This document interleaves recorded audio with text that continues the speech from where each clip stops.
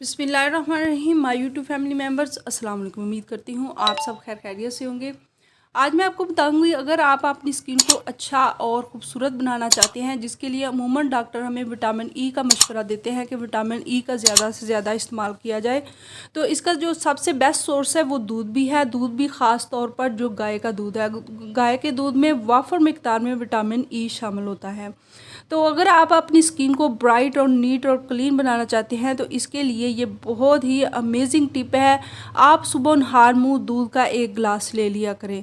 Otherwise अगर आपको दूध गाय का मुयस्सर नहीं है तो इसकी जगह आप यानी खाली पेट आपको बादाम का इस्तेमाल करने का, तकरीबन 7 से 11 गिरियाँ जो हैं वो रोज़ाना आपने रात को बादाम की भिगो देनी है और सुबह नहार मुँह उनको चबा के अच्छे से खा लेना है और ख़ाली पेट इन्हें इस्तेमाल करना है।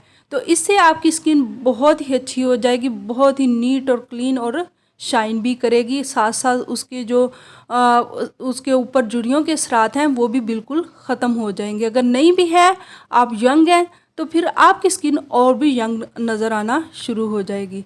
तो कैसी लगी मेरी आपको आसान सी रेमेडी और टिप? अगर अच्छी लगे तो इसे लाइक कर दें। चैनल पर आप अगर मेरे नए आए हैं तो सब्सक्राइब भी कर दीजिएगा और साथ लगे बेल आइकन को भी ज़रूर प्रेस कर दीजिएगा। Thanks for watching.